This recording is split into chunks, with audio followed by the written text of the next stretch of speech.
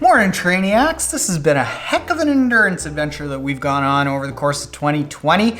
Well, as we like to do at the end of the year, we always want to look back, but more than anything, take all of the lessons that we've learned and look forward. So at the end of the year, I like to do a few videos about what I've learned and a little bit more fun, especially after this year, because looking back on 2020 is not a blast. Want to look forward to what we can expect in 2021. Of course, a lot of what I'm gonna say here is gonna be just a total guess, but this is my best estimate of what I think might happen that we could possibly look forward to if things go well and we don't go back into lockdown and everything goes well all around the world. But let's look at things from a glass is half full kind of perspective, shall we? I think the first thing that we can look forward to is a return to racing.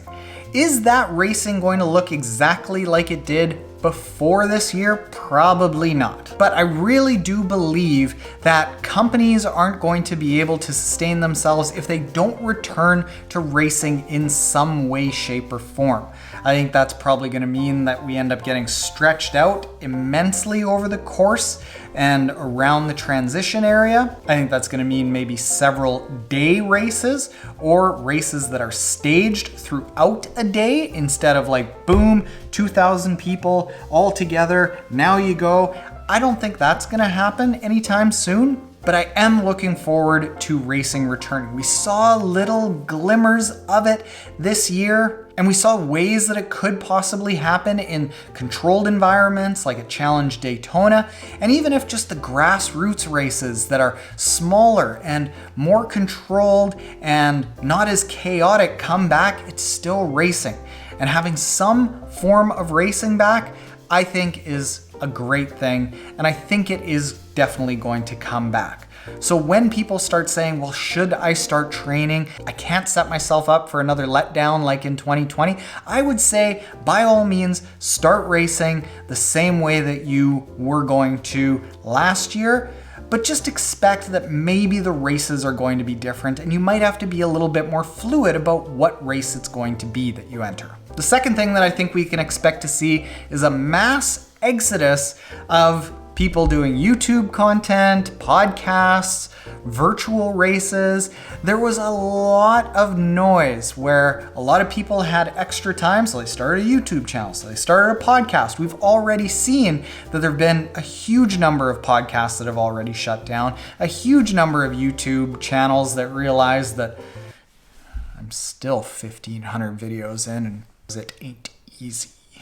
And yeah, virtual races came in and they were a massive success, but at the same time, the industry isn't set up for this long term. It's been kind of this patchwork of all these different companies trying to keep busy, trying to put out content, trying to put on races in some way, shape, or form. When they are able to go back to their existing businesses with their existing infrastructure, you're going to see companies go back to what they know and have known for decades in some cases. So I think we're gonna see a change. Sure, some of the YouTube channels are gonna stay, some of the podcasts are gonna stay, some of the virtual races are gonna stay, and these are great things for the industry, but I don't think it's going to look at all similar to what it looked like this year. Next, as racing comes back, one of the big stories that happened this year, one of the only stories, was the PTO, the Professional Triathletes Organization, which first came on the scene making an attempt to try to purchase Ironman.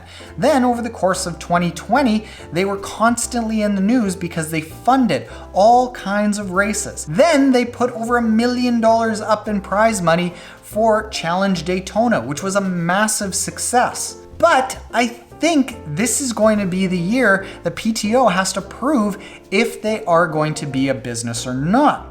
You might be saying, wasn't that Challenge Daytona race and the broadcast a massive success? Yes, it absolutely was. But we did a podcast with Bill Christie, the CEO of Challenge North America, that you can go listen to, where he outlines that PTO was essentially a lead sponsor. They were a co-producer of the race. But in my knowledge of how it works, the TV rights, the advertising dollars that are going to come from Challenge North America holding successful races and expanding beyond Challenge Daytona is going to stay with Challenge North America and the NASCAR family, which is putting on Challenge North America.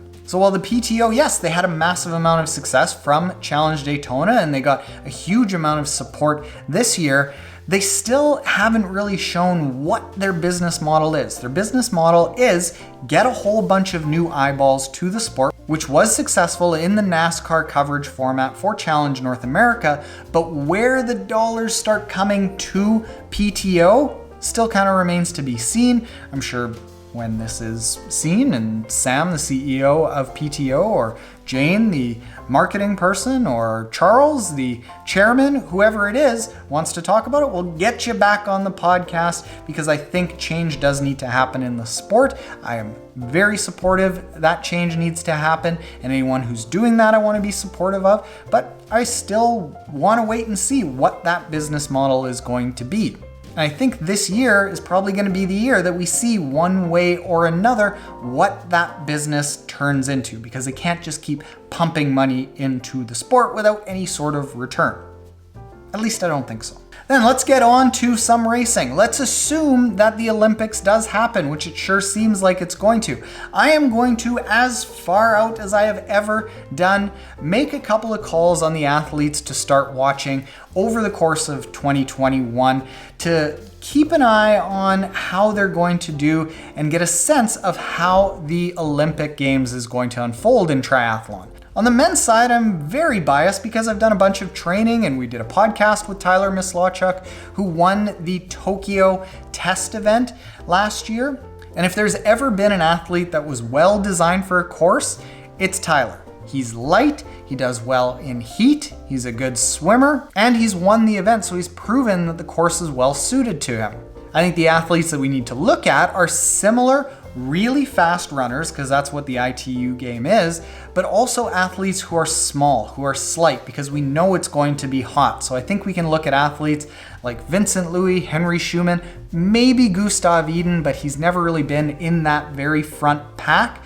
So that's always been why we've seen him do really well at the longer distance races and not as well on the ITU circuit. But if he can make that front pack, he's light, he's small, and he can run really well. On the women's side, this is much more of a crapshoot because women's races in ITU tend to go back and forth quite a bit. I think we just have to look at the top three that are currently in the world. Flora Duffy has proven that she knows how to win as long as she stays healthy. Katie Zafiris has been a dominant force and very, very consistent. So you know she's going to be in the running. And then Georgia Taylor Brown has been one of the most consistent top performing female athletes on the ITU circuit. And then looking at everyone's favorite event of the year, which we will hopefully get to go back to because I really missed it this year, is the Ironman World Championships in Kona.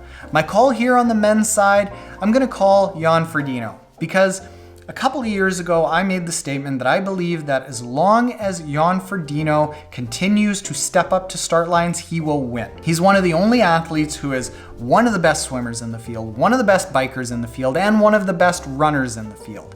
I believe that he will only continue to step up to start lines as long as he continues to think that he can win races. And we've seen that as long as he steps up to the start line and is healthy, he wins races. And all we see from him is that he is continuing to press on in the sport. The women's side of the race, while Annie Haug has been showing herself to be absolutely dominant and that longer distance of the Ironman because she has more room on the run to get her way through the field, what we've seen over the past couple of years in Kona is that we've had 2, maybe 3 just perfectly ideal scenarios as far as weather is concerned. The bike hasn't been too terribly tough. So what that means is that it doesn't get as spread out and the athletes who aren't as strong on the bike are closer. And if you are closer to that front of the bike and you can run your way up, it's easier to run through the field. So I would expect that we're not going to get another year with perfect conditions just based on law of averages. So have to think that that's going to favor the stronger bikers, the Daniela Reefs and the Lucy Charles of the world. I think that at very least, it's going to be a very, very close race with Annie Haug needing every last kilometer to get herself into that top spot on the podium if she can. With that said, Trainiacs, that is what I think is going to happen in 2020. This is all just a guess. I'd like to hear your guesses of what you think is going to happen race-wise, equipment-wise, everything-wise. How are you doing? Let me know in the comments below. Wherever you are, I hope you're keeping healthy, safe, and that you got to spend some time with family over the holiday season. So with all of that said, thank you for being with me this past year. Let's look forward to another great year. Later, Trainiacs.